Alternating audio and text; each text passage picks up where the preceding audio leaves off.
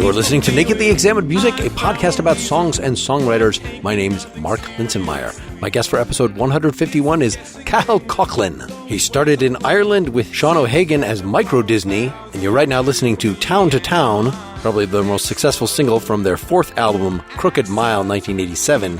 After 5 albums, that group broke up. Cathal led the Fatima Mansions from 1988 to 1995, releasing 7 albums.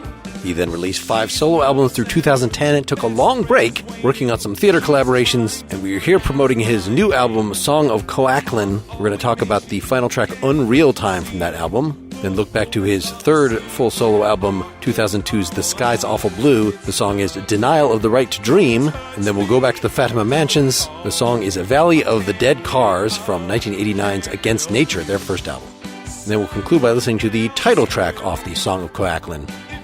For more information, go to, I'm going to say it phonetically this time, cathalcoughlan.com. For more about this podcast, go to nakedlyexaminedmusic.com, and I'd love your support at patreon.com/nakedlyexaminedmusic. So I will play a little bit of Town to Town, the biggest hit from Microdisney from Crooked Mile 1987. But we're going to get very rapidly to the very new stuff. I know that you had taken nearly a decade off with this. You had done some collaborations. You'd been doing a lot of stuff in musicals, performances. Can you say a little about where you're at with this particular new album and this song before we hear it? This album was written over, I suppose, a period of about 4 years mostly. A number of the songs went through many different arrangements as a result. By the time I got to it, I realized I was making an album. I thought I wasn't going to bother with that kind of thing anymore. So once that became plain, I started looking for targets that I wanted to hit musically that I thought represented what I'm about. And I mean, I know that sounds really obvious, but it seemed like a good moment to kind of take stock of a lot of things that have happened to me musically over the preceding decades. This record kind of represents a considerable number of them rather than focusing on just the one. So the song we're going to listen to right now is Unreal Time, which is the final track, a much more mellow track than is on most of it. Can you say a little about your approach with this or what it means before we hear it?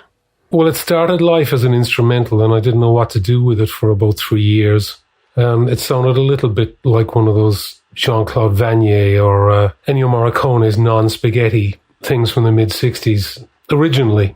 But I didn't want to just pastiche and I wanted it to be a real song, so it took a lot of wrestling to get to where it is now.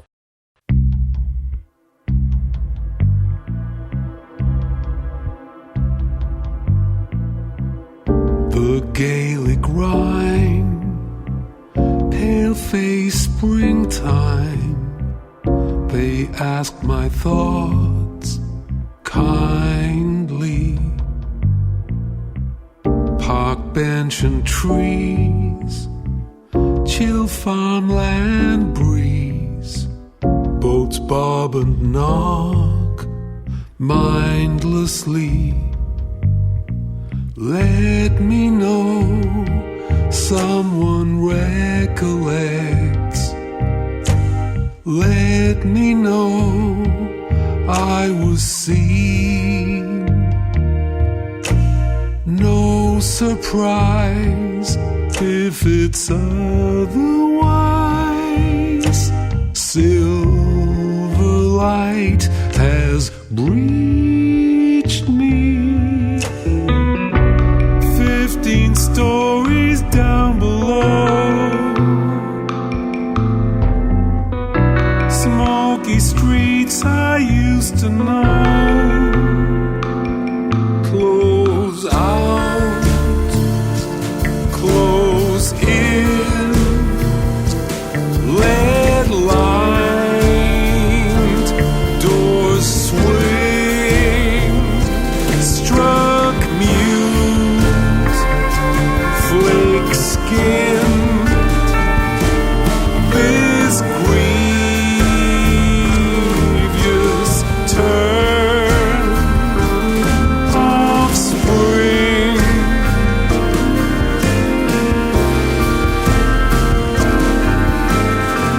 See loved lock eyne, feast your mind's eye, cells realign to nothing. Close here, close there, exempt nowhere, must cut, must burn, for pale we turn. Good tries betray, good days unpaid, goes mad, bright days roll by.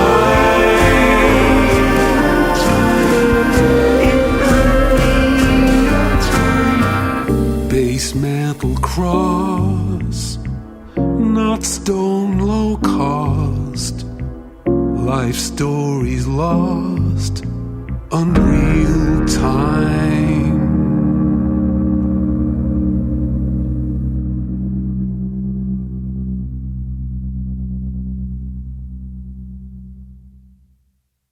The original foundation was this opening bass riff with the piano chords. Is that the beginning, or was it something in the middle and the beginning got tacked on? Well, funnily enough, it didn't even have a bass line originally, because the chords in the various sections tend to pedal around one quite a lot. Well, bass just didn't kind of spring to mind straight away. And it was this kind of electric harpsichord with rolling snare drum. Very different, as I say. It was all about the chords and the melody, which I knew was going to be strong, but it had a completely different structure. What's now the kind of main, what I call the D section, which is it comes forth and it also has a lot of D root notes in it. It was originally just a tagline on the end of this cycle, so that sort of got blown up into being something much bigger.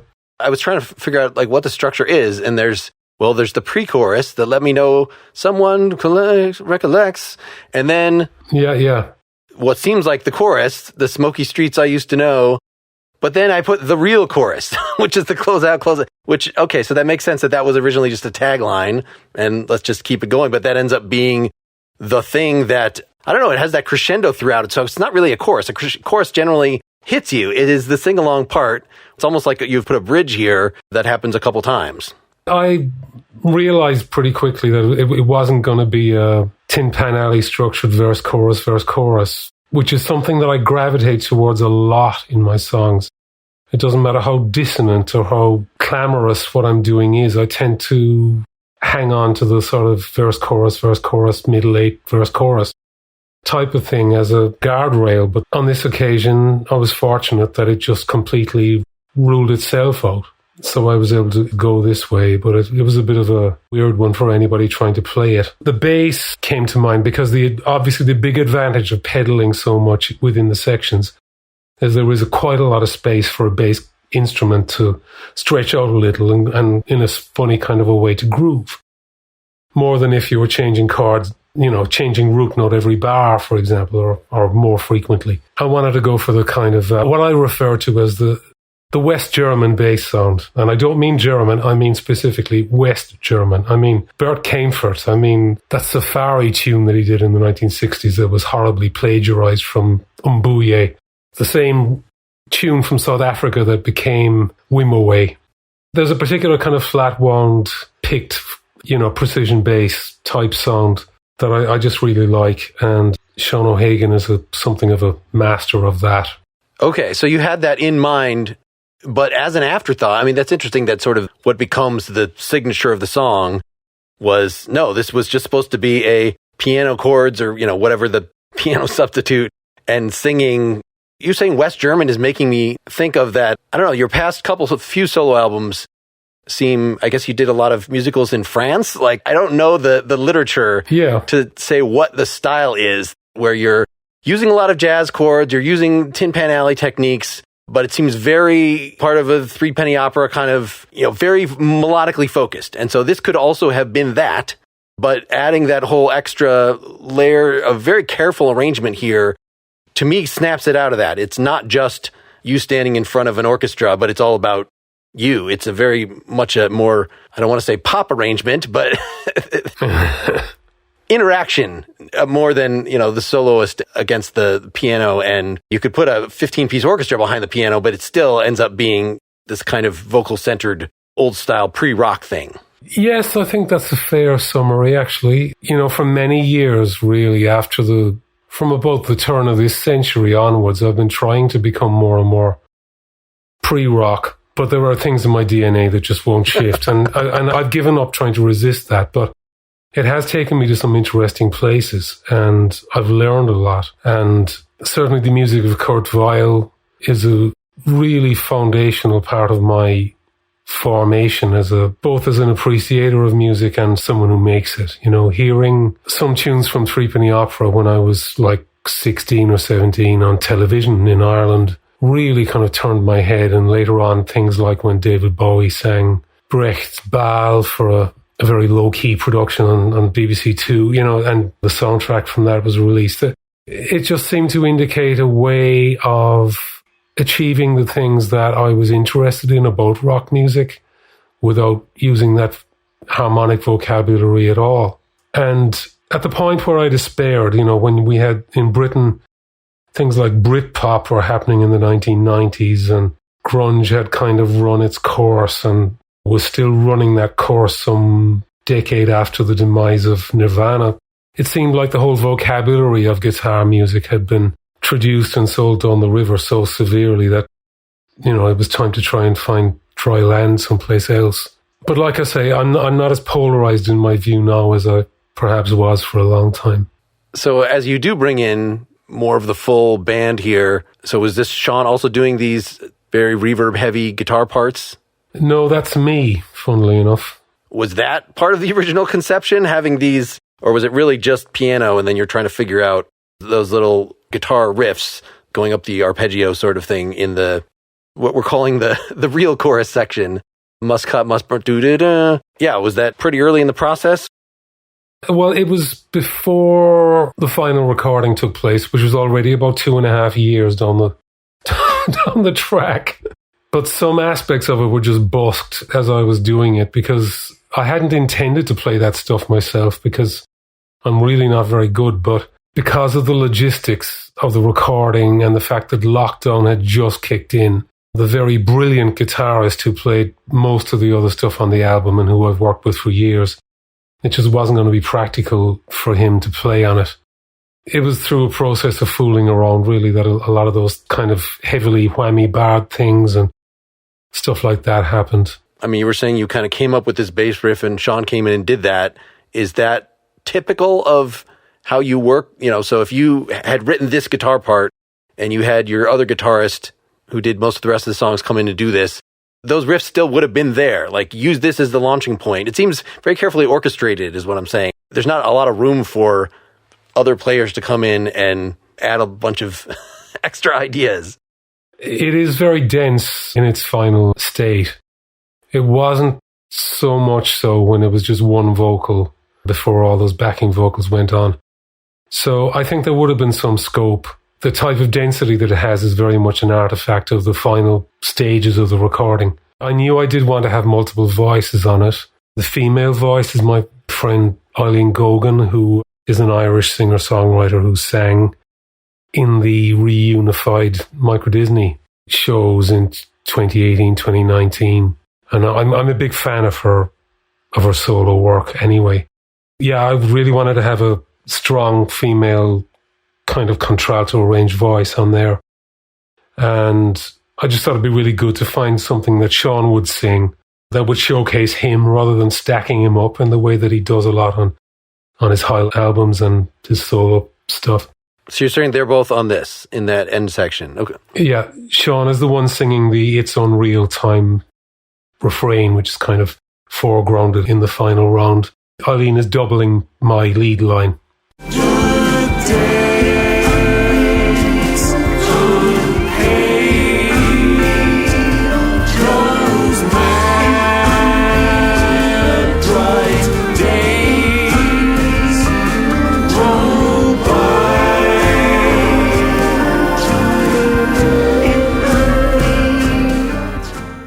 that's an interesting use of, not a very typical use of, I'm going to bring in a female vocalist. When I do that, it's because I want somebody hitting the soprano. I want an angel to be on top of, but to actually just get someone with a pretty low voice and be in unison and just provide that thickness of tone. It's not even an extra note, right? Quite right, yeah. I don't know, but because of some of the places the lyric goes, I felt it important to have a female Irish voice. I don't mean to sound jingoistic, but it was quite important to the integrity of the thing. And I was fortunate to know a number of them, and Eileen is among the very best. So talking about the lyrics, I mean, a lot of it is the description of these Irish environments, landmarks. I wasn't sure if this was a personal or a political things of being wasted and forgotten. Can you say a little more about what the message is here? I would say it's much more personal than political. When a person reaches a point of crisis in their life and the past seems to flash through the person's consciousness very vividly, it's very hard to come back to the moment you're actually in. And some stuff happened to me in 2019 that very much took me out of the moment that I was in. So it begins with me sitting beside the River Shannon with some people having a conversation and feeling lifted out of that. I should say I don't get to go to Ireland all that much, and no, I haven't been at all for almost 2 years because of obvious factors. I've said and done a lot of things to do with Ireland in the past that could be construed as uncomplimentary. I've had a lot of occasion to revise my view on things, and while there's still time, I want it to be heard. So that's kind of what it is, really. So like cells realigned to nothing, that might be more literal than I was thinking. Yeah. In terms of logistics of putting this together, so the really interesting percussion here, was this mostly because you were just layering this yourself? And so having a little bit of snapping and clicking and one low hit on the tom, made more sense than, or was this still a full kit player that you were drawing on, recording at their house? It's a mixture. Most of the drums on the album were done in one studio in South London called Snorkel, which is run by, as luck would have it, a very fine drummer named Frank Bing. But he didn't actually play on it. Nick Allen, who I've worked with for many years, who also plays with the Apartments, he played all the kit. And while he was doing it, we just busked some bits of percussion because Frank has lived in Africa and has collected a lot of percussion. And so we just busked a few bits there. And at home, I overdubbed a frame drum, just a very basic one with bits of gaffer tape stuck on it to try and deaden the note a little bit. So it's just a boom. Again, the benefit of digital editing cannot be underestimated in this case. Was that actually programming? It seemed like on the early Mansions albums, there's this division between the full band stuff and things that seemed like you probably sat down and did your orchestra here. Is that sort of one of the foundational things that you've been doing throughout here? I tend to do quite detailed digital demos, but I try to break with them as much as I possibly can. But quite often the ability to break is heavily governed by the time you get to spend, whether that's in a studio or in someone's own place or, whatever the logistics are. And I don't really have a problem with that. So in this case, there isn't that much of the digital stuff left on there. And things like the percussion, I try to keep the actual phrases as live as I possibly could. So it's really just a matter of chopping things around and having them in the ideal spot and repeating things if they're working, a little bit. But are you using the demo as the click track, essentially, and then just taking out the bits of it, or is it just the influence? I'm using it as a click track, yeah. The freedom to just kind of start from a completely live start simply wasn't there. I feel that would take a good deal more time than I've got. It is very different when you've got a band that are used to playing together live and you just kind of go in the studio, and I have done plenty of that in my time, and I would like to do it again, but its absence is not going to destroy me. Sure. And a lot of these sound very live, even if they were, originally had some sort of digital heartbeat. Let's talk about the sponsor, and you know who that's going to be. It's going to be Masterclass, where you learn from the world's greatest minds anytime, anywhere at your own pace. Do you like, say, music? Well, for instance, there is a new course by Alicia Keys on songwriting and production that goes into vocal arrangements, how to use journaling and poetry writing and empathy to fuel your creations.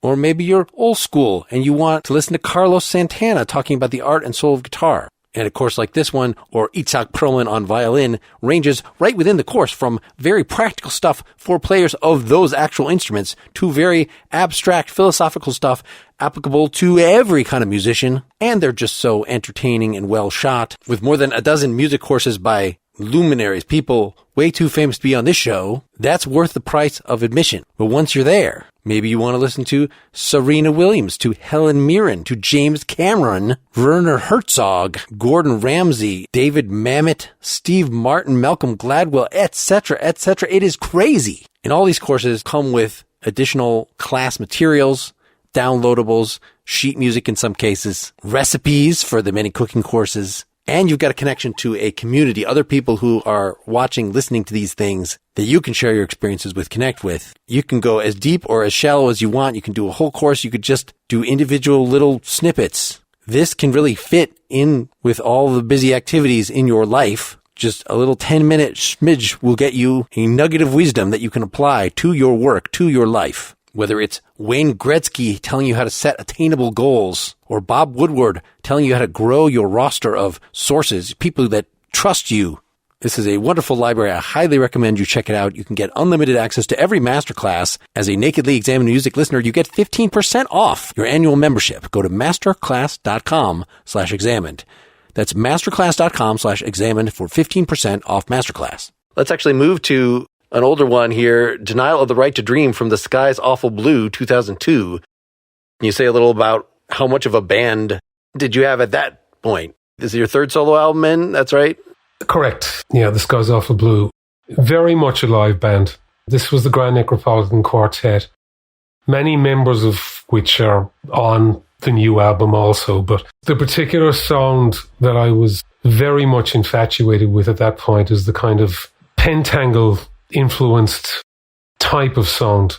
So really anything with Danny Thompson playing bass on it was what I was listening to just all the time. All the pentangle offshoots, John Martin, some Nick Drake. I'm not the world's most obsessive Nick Drake fan, but those ideas about arrangement somehow kind of crossed with the very dry sounding Chicago post-rock sound of bands like Gaster del Sol and Tortoise, which were about at that point. So this is quite a live track. I think there probably was a click, but everything played is live. The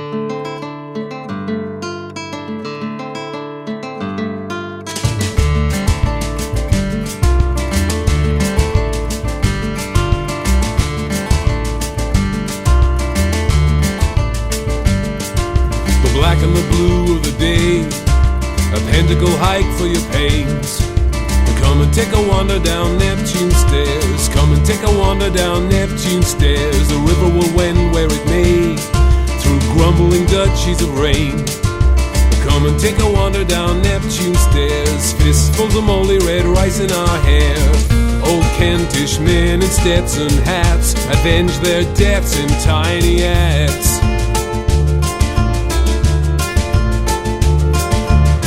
Brass clock towers haunt the plains of tar. They see how weak you are, and you will not dream. You will not dream. You will not dream.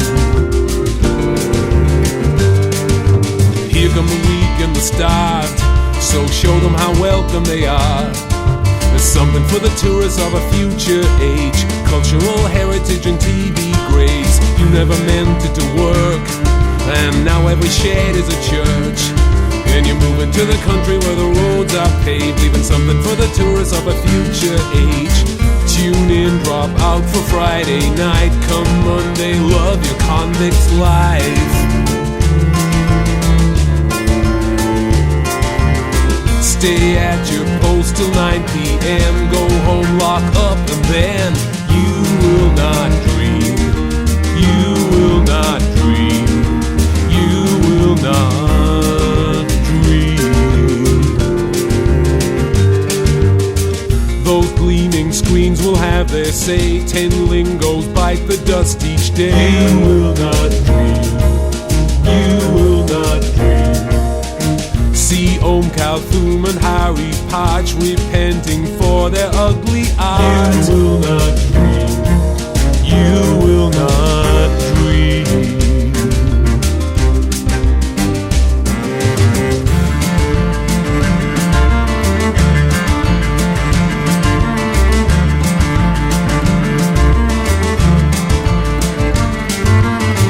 There is no side you can be on, every conclusion proven wrong.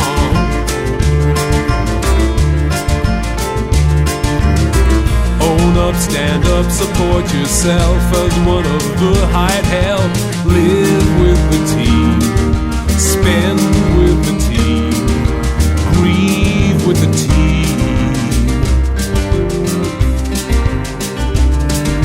You will not dream. You will not dream. You will not dream.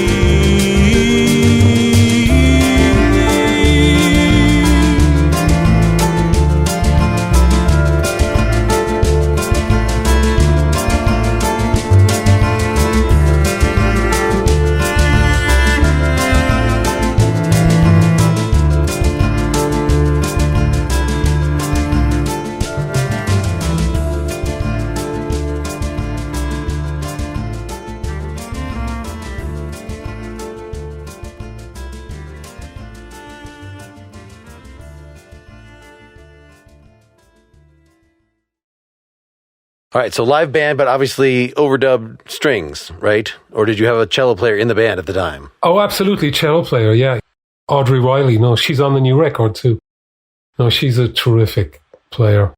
So you had an upright bass and that drum sound where you're not, is it just playing on the snare rather than a hi-hat? You know, that it all sounds just like different volumes of snare?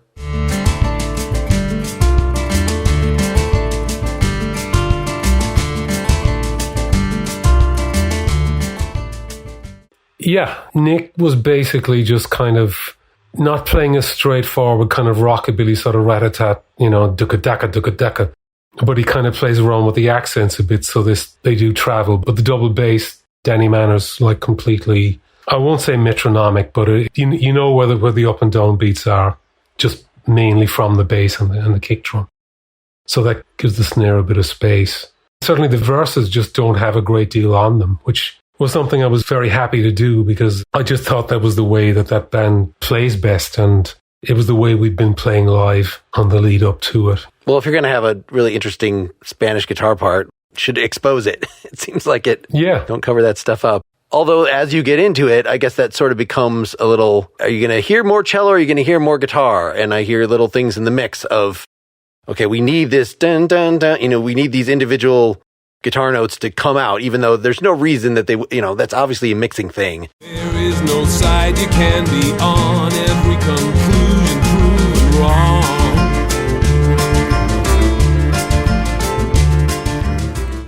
I don't know, how was this band to play live with in terms of the balance? What was the cello and one or two guitars and keyboard? Just the one guitar. At that point, the only keyboard on stage would be me playing some piano. It was quite a sparse setup.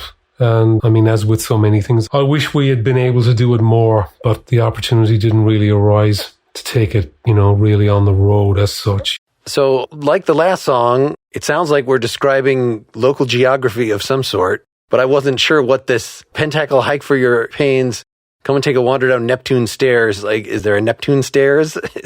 Well, not literally, but the thing I was thinking about was the East End of London, where I've lived for many years. That pentacle hike, I mean, this was written in the heyday of the fashion for psychogeographical investigations of urban landscapes, especially the East End. There was a famous book called Lights Out for the Territory by Ian Sinclair. It's a terrific book. A little bit of a compendium of all the outsider artists that have been operating within the East End environment since, I guess, the late 1960s up to the late 90s. And Sinclair would throw in these references to occult landscapes and strange formations of buildings and of individual architectures of buildings, and especially the architect Nicholas Hawksmoor, who was a pupil of Christopher Wren.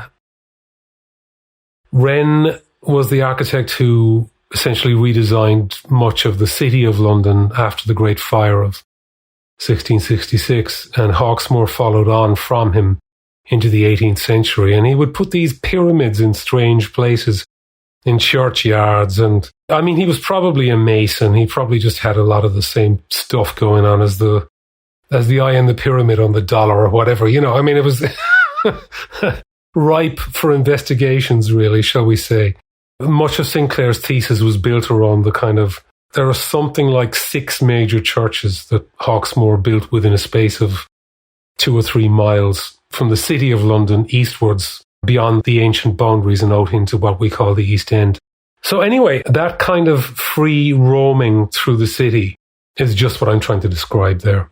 So is that you observing, so much of the song seems to be about some kind of stultifying work situation, you know, stage your post till 9, and then you get to go home and party, and then you're back to it, and you have a meaningless life, and you cannot dream. You're saying this is the thing you were contemplating, and then all this psychogeography and you walking around is you as observer of this? Or is that actually part of the same story of what you're observing? It's the evolution of a person's life from being at the point where they are able to roam freely and just dream, and the gradual impoverishment of the urban environment through the interesting people being pushed out and people with money choosing to desert it, at least, you know, to make way for investment-based living, high-rises taking the place of squats and older buildings. So I'm just kind of saying this is what will be left when it all goes.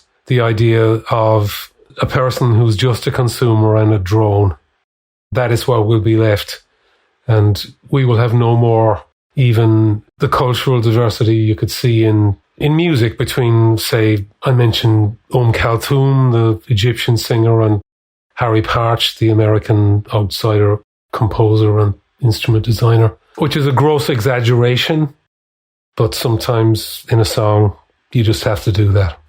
So why would they be repenting for their ugly art? Is that just that in this commercial landscape, everything must be pop, that nothing like these men produced would exist? Things must be homogenized. I think I was overestimating the capacity of globalization to achieve that kind of homogeneity, because certainly some things have been made horribly anodyne in the culture in the 20 years since I made this thing. But when you hear a lot of what goes on in music derived from hip-hop, for example, the really strange stuff people do now, it hasn't been one-way traffic, is all that I'm saying. I don't claim to be an expert, but like a Migos record or something like that, I mean, that would not have been possible in the 1990s. I mean, people were making strange hip-hop, of course they were, but this super high-tech strange hip-hop is something to be lauded, I think, and it really is strange.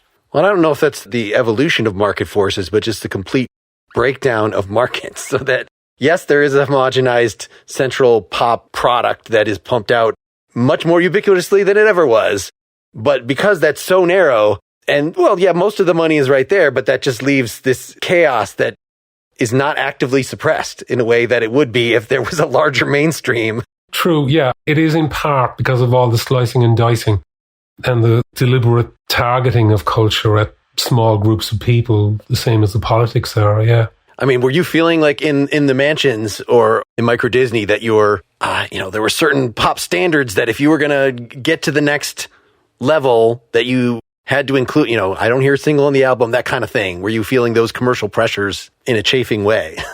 Oh, very much so. I mean, towards the end of both bands, that was the biggest chafe, really, was, can we hear some demos? No, I don't like them. Do some more. Yeah, that's quite good. Let's look for a producer endlessly. Those types of things became an intense problem, but those are not problems I've had to contend with for many, many years at this point.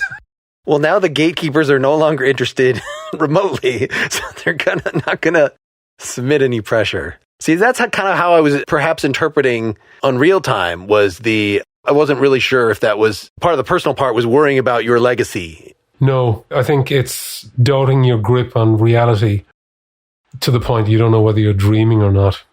So again, much more literal. Let me know I was seen.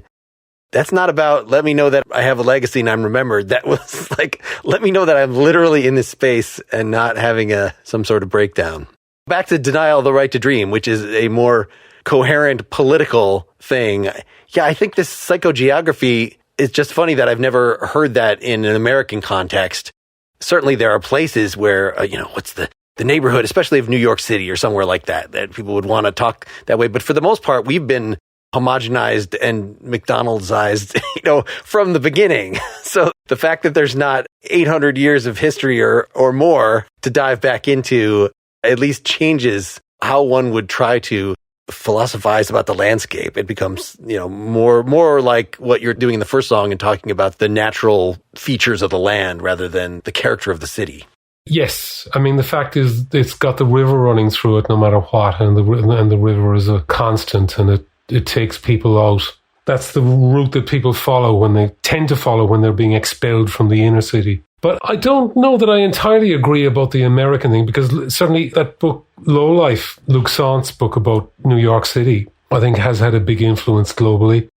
And Mike Davis's books about Los Angeles, I think, are really important. But you are right, the American city in its conception, certainly outside of a handful of places like New York, Boston, Chicago, Portland, are very much about doing it once and doing it right for the purpose that people have in their minds, and not engaging in these continuous waves of totally leveling the place and starting over and only leaving a few little telltale signs here and there in the way the European cities tend to have been because of war and fire of all kinds. So is this image of the river, is that driving the musical choices here? Because now that you say that, the constant of the river, and that's the only thing that can bring you out, then that sets up a structure for me to understand, that choice of the drum pattern that is just driving through here. And yeah, that's definitely completely intentional. It's one of my travel songs. I mean, I tend to lapse into this from time to time, and some of the things of mine that I like best really are those. But if I did them all the time, they'd be rubbish.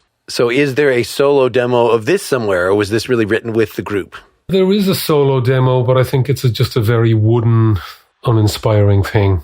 Would that be you with the chords on keyboard or actually strumming a guitar or something to... It's just a sequencer thing, actually. Oh, okay. Yeah. I guess I'm, again, trying to get at how much you're telling your players. So stuff like that, dun, dun, dun, dun, dun, that little guitar riff that sticks out, that sounds like something that, might have been in your sequence or that you were singing at the person, but maybe not so much the cello riffs that you sort of left to her. The cello riffs were an outline, but things like the glissando stuff that Audrey does, the da-da-da-da-da-da-da-da-da, really hard to do, and not something, wouldn't even presume to... Was that part of the sequence, I guess, is that question? That something a bit like it was, but certainly it didn't have that dynamic quality at all. And both James Woodrow, the guitarist, and Audrey are from a classical background. They're very active in that world still. They both play quite a lot with the composer Gavin Bryars, especially James. They're used to being given strong guidance as to notes, but quite a lot of latitude as to the expressiveness with which they're played on a kind of a almost micro level, but it's the kind of thing that cumulatively does hit the spot emotionally. So that's the way of working that we've had over the years. And then to get out of the chorus, there's vibes or something like that? Is that vibes, just your keyboard? Yeah. Okay, so actual vibes to come in to do 3 notes, basically. You will not dream. You will not dream. Those gleaming screens will have their say. 10 lingos bite the dust each day. You will not dream. You will not dream. He does some kind of muted stuff here and there that you're not entirely aware of. Because the other thing at that point was I didn't want to be using keyboard pads or any of that. Because that was part of my embitteredness. But I was really glad to get him in. He's Dominic Murcott from the High Llamas. also a composer in his own right and a teacher. And yeah, he just made a beautiful sound. It gave it that kind of Chicago-ness that I wanted to have. Because at that point, artists were working a lot in that kind of space as well.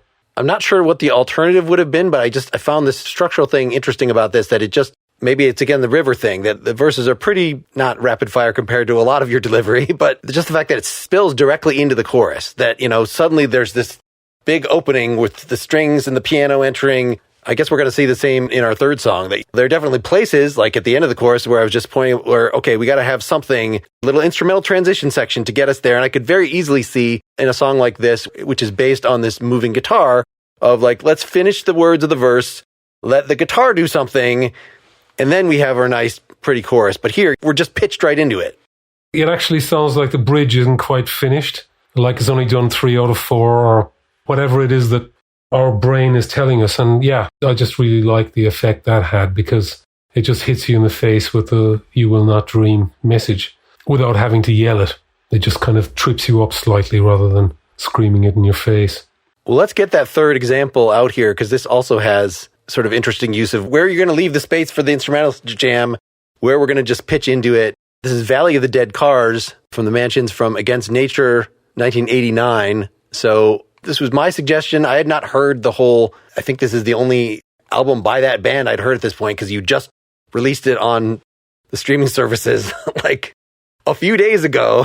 That's true. Within the last week as we're listening here. And so I had to hunt the rest of the stuff down on YouTube. I assume that stuff will all come out eventually? Soon, actually. Funnily enough, it's been a long wait. But yeah, there's finally a really good person involved in putting it together, and certainly in the next couple of months. Well, just a tremendous variety and a lot of very, very high energy stuff on those albums. Do you want to say a few words about this song before we hear it? Well, it was one of the first things that I wrote for what became the Fatima Mansions. I was obsessed with tritones at this point, because Nick, who was even then was the drummer we were working with, had just told me about tritones, like the flattened fifth, The devil's tone, yes. The devil's interval, yeah. So I thought, yeah, I'm having some of that.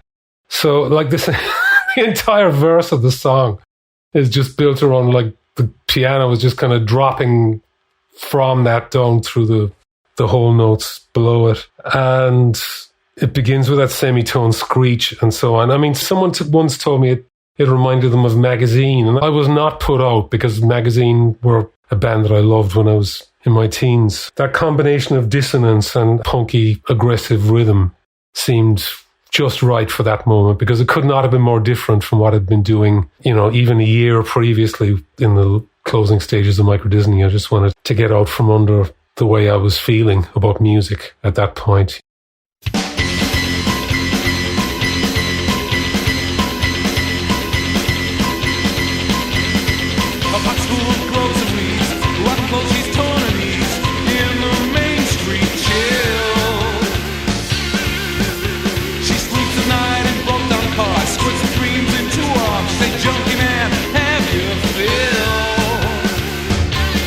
She had friends that went abroad and do not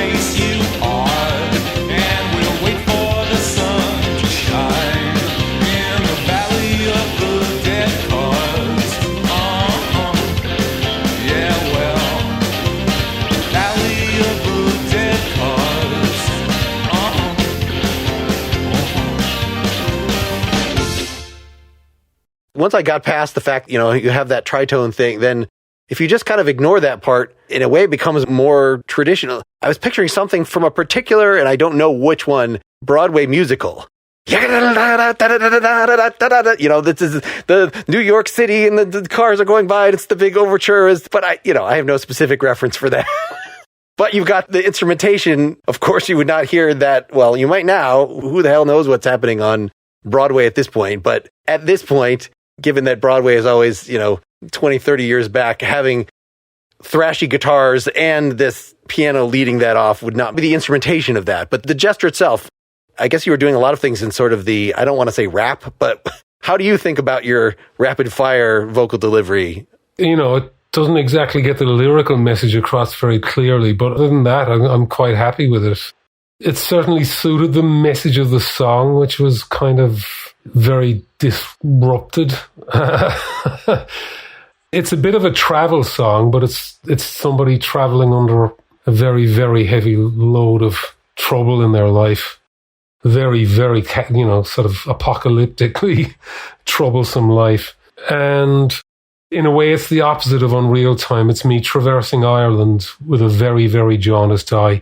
Irish people are notorious for this, especially in the arts. So, I know it might provoke some groans when I say this, but I always carry it with me in my mind because it formed me. There's something quite particular about migrating from a culture to another culture that's superficially quite similar, but in terms of the human landscape could not be more different. You're always looking for reference points, and that is so even when you intermarry and you kind of build some roots in the adopted place. I guess what I'm doing lyrically in this thing is I'm looking at Ireland in the 1980s when things have really gone badly skew-whiff. The society can't come to terms with what limited progress in people's social freedoms, sexual and intellectual, have those limited freedoms that have come into existence are kind of officially denied. So what I'm doing is I'm taking that kind of Irish trope of seeing Ireland as a woman and I'm writing all of this dysfunction onto this woman. That's why I'm a little bit queasy that it could be seen as misogynistic, but the intention was not to depict someone who was morally wrong, morally deficient or incapable, simply someone who had been forced into certain circumstances where they just fell off the bottom rung of society and were left to fend in plain sight, in disgrace.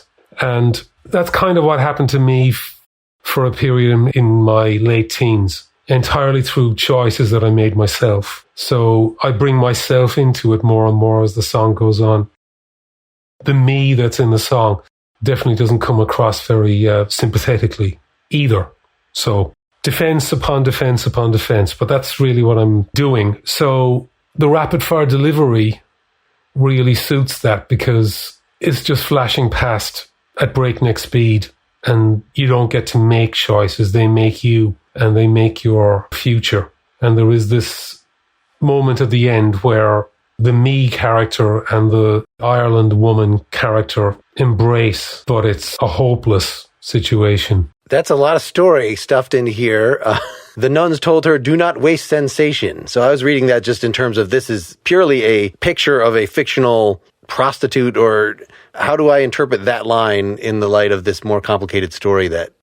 I think what it's saying is that I was obviously really full of the damage that the Catholic Church had inflicted on the country, because for those who don't know, when the British left, as the colonial power, they essentially ensured that they had put the Catholic Church in place as the supposed grown-ups in the room, so that the island next door to their island wasn't going to just erupt into the social mores of the 11th century, which was prior to their arrival, once again, after they left. So great social control was exerted by a particular flavour of Roman Catholicism, but it was very much operated by the Catholic middle class. And what I'm doing in that line is I'm mocking the idea that Catholicism is this kind of sensual faith where, the incense and the vivid colours and the Botticelli and the Caravaggio, that this stuff somehow translates into the actuality that faith creates when it's allowed to operate in a completely non-pluralistic environment, which is what happened to Ireland, for a great many years, at least a century.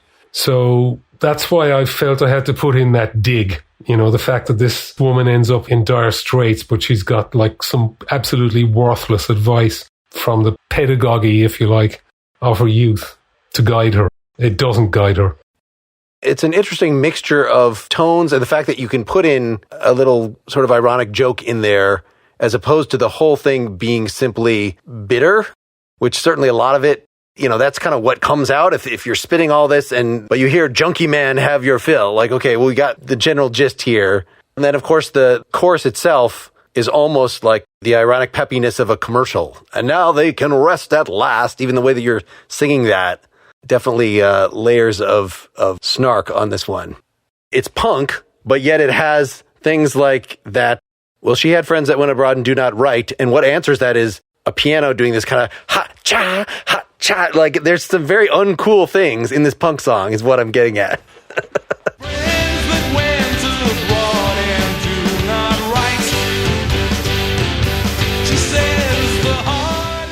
We were kind of just feeling our way with that music, really. I mean, we became a lot more single-minded later on. That is certainly a perfectly valid experience of this piece of music. I'm not saying it isn't for 1 minute, but if somebody had told me that back then, I probably would have changed the whole thing. It was a very long time ago. If you're trying to do something with a punk ethos, is it offensive when somebody says, hey, you've incorporated something from Tin Pan Alley here? Because that was my experience as a young songwriter, and I'm doing this original fucked up thing. And if somebody says, well, that sort of sounds like the Muppets, or that's, it sort of sounds like you're channeling something you heard on a commercial when you were 5. I would have taken great offense at that, but that's where the weird ideas come from. That's when, when you're trying to crank it to an unexpected place, what else do you have to draw on? Unless it's going to be truly random, you're going to be Brian Eno rolling some dice or picking cards or whatever to decide what the next move is. Yeah, I mean, I think you have to be driven by the circumstances you're in when it's a real scruffy, non-funded type of situation. And then that's really what we were in. I mean, I think the recording was done on some demo time that was gifted to us. I remember mixing it with the guy that owned the studio, basically standing over us with his finger on the power switch. We had to get finished in the next few minutes and this type of thing. So, yeah, it was a funny time, and we were very, very, very overexposed to the music, to the point that I still can't really hear it with any great objectivity. Other things, even from the more recent past, I can, but there was just something about that time where everything was terribly heightened and terribly concentrated because I wanted to make some version of that band work, because the Microdisney thing had run its course and I was kind of terrified. I know this came together very suddenly. How did you track these people down and decide this was the group? And I'm not even clear on how much lineup change there was through the life of this group. I think it was just you and the lead guitarist, right? Is were the only constants? Nick, the drummer. Oh, okay, also. Nick, the drummer as well. Yeah. We were the constants, yeah. And on this track, it was John Fell from Microdisney playing bass, who was also on my new record, and a keyboard player who was just a friend of the guitarist, a really talented musician, but it didn't last, that relationship. We went through a number of keyboard players. It was a bit like being the bass player in Roxy Music, but for different reasons. Well, it was one of those reasons that, again, you were also the keyboard player that was coming in with, this is the way the songs are constructed, and that can be a very difficult thing to layer over. I don't know, unless they have a definite, this is your spot in the band. You get to fill that out with whatever you want. It was, yeah. But the keyboard is sort of too useful to do that. It sort of has to carry too much weight of definite counter melodies that I want to come in. But maybe that's what's going on here. What I was just picking up on, you had a really good piano player here, and he was just doing his hot his hot licks in there. No, that was something I asked him to do. That one's on me. Basically, there were different reasons why every one of the keyboard players voluntarily went. But there is something in what you're saying, certainly. I think it's one thing to go to a more lucrative gig, but you might not be as inclined to do it if you felt you had more influence over the band you were presently in. So The keyboard equivalent occurs to me, like with the Roxy Music bass player, is Squeeze, that they went through several people, but at least the keyboards have, like, this is the keyboardist's role. This is what you do. And so they all kind of sound the same. Doesn't really matter who's playing on any given record. You know, it's still, that's the construction of the band. But I don't know, you guys were just so eclectic. It's hard for me to, without listening to all the albums many more times, which I plan on doing, to kind of hear what everybody's, whether there was anything like a consistent role for anybody. For the guitar, bass, and drums, there absolutely was, yeah. Nearly all the time. In other words, not just the consistent people, but like, this is how you contribute.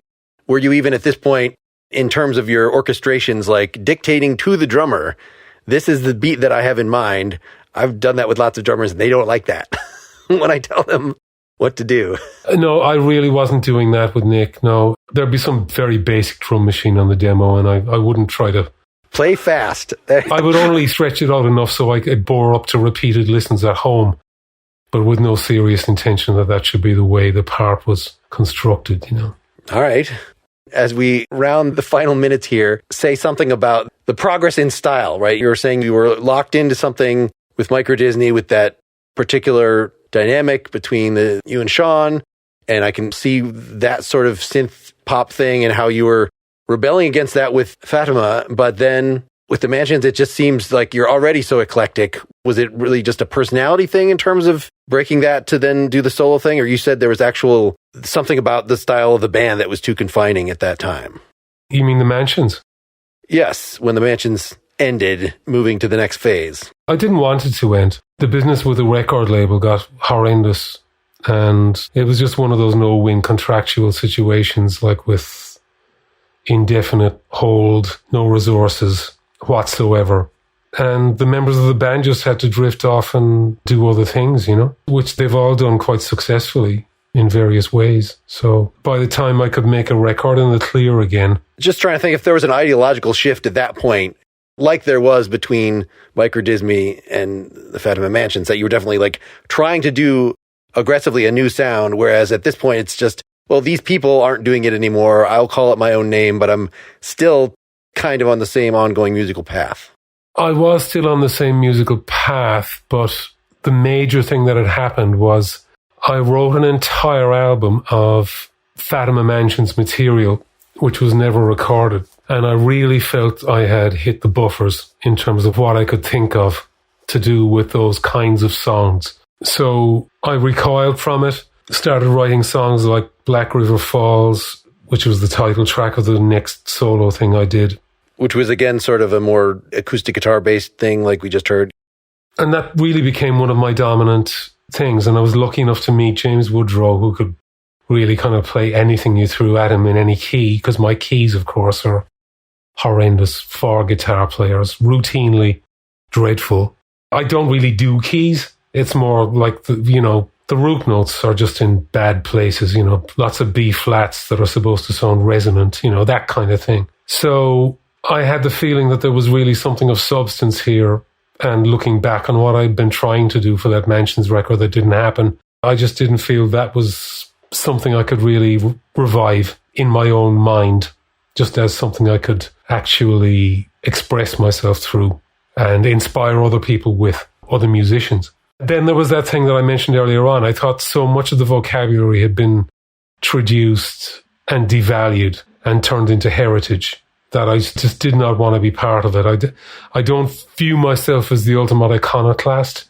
I'm not Xenakis, but I just had new interests. And French pop, the music of Kurt Weill, Irish traditional music, especially English language ballads that are sung in Ireland. All of these things seemed like more valid points of contact for me, and things I was into from way back, like the Beach Boys and John Cale and Todd Rundgren in a huge way still. These were all things that I wanted to be aiming myself at, really. Seeing myself as more of a singer-songwriter in a kind of a fucked up way.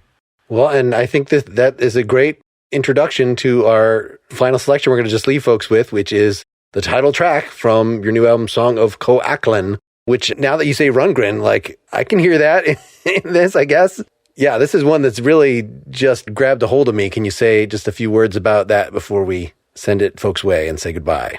Believe it or not, it started life as a kind of an attempt at a avant-garde bluegrass number. I had this idea that if you could do a really dissonant string band, that might be something of interest, but it just evolved into this chugging thing. And I've always been a fan of the cheeky little Colin Newman pop songs that are on a lot of albums by the band Wire. And that was one thing, and some cheesy synths and like fling it all together. And it's another kind of travel song, but this is sort of a lysergic travel, you know. It's a very disrupted, even more disrupted than Valley of the Dead Cars travel song. Travel and travail.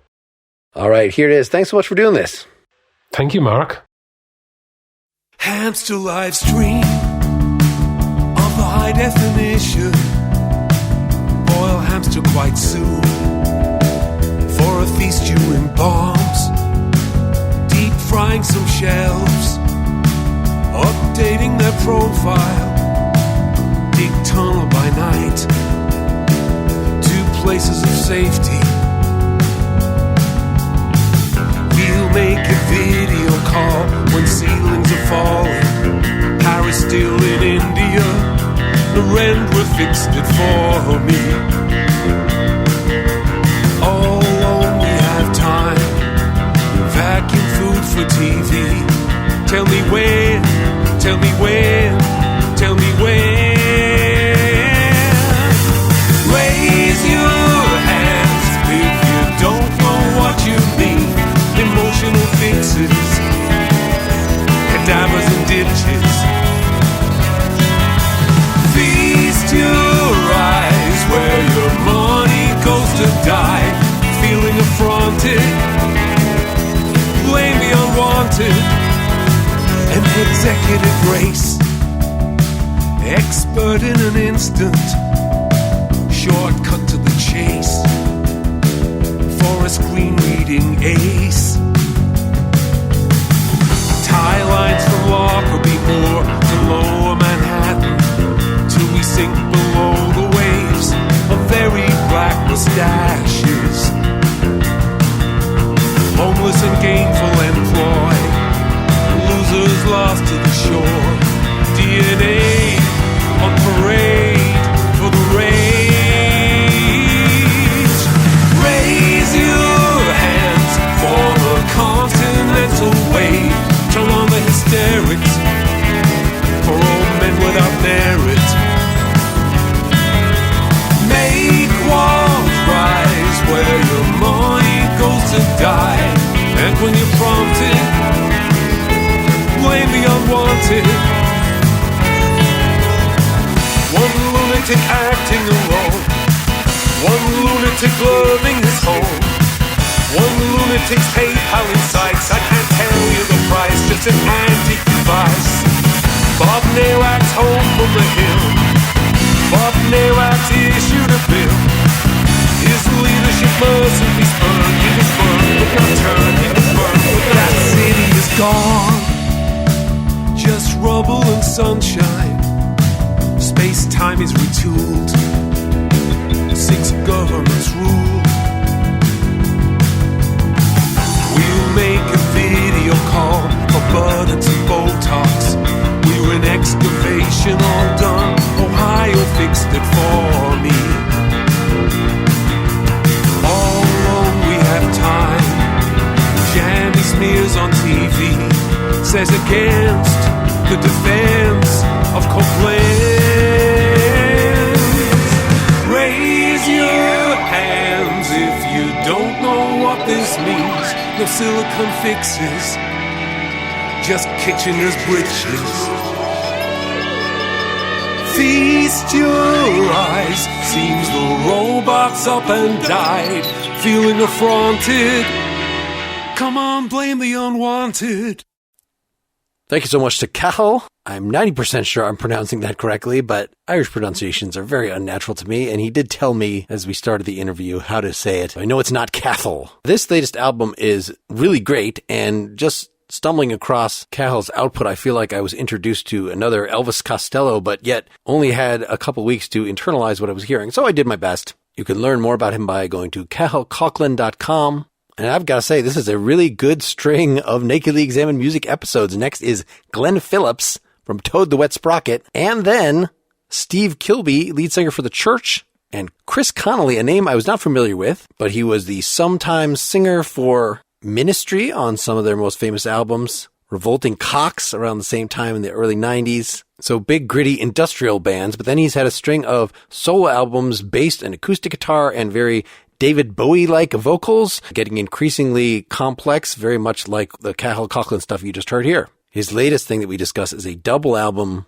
that is a narrative depicting the lives of two Scottish poets and their romance, real historical figures. So another very literary gentleman. I hope you're subscribed directly to this podcast, even if you're listening to this individual episode on the Partially Examined Life feed. You know these episodes don't stay there forever. Go to nakedlyexaminedmusic.com. Or if you're feeling generous, if you're feeling like you want to show me that you are a loyal listener who cares that this comes out, please go to patreon.com/nakedlyexaminedmusic. You can sign up to be a supporter of the show. You'll get my show notes that include the lyrics, my comments on the arrangements, the things that went into this interview. I really need more listeners to step up, even if it's just a very small per episode amount, and you can set a maximum for the month. You are showing to me that you want this thing to continue, and I'm the kind of person that needs that validation. Speaking of, I have a new project called Philosophy versus Improv. It is likely not, as you are hearing this, quite on the streaming services yet, but if you go to philosophyimprov.com, you can hear a few episodes, see what that's like.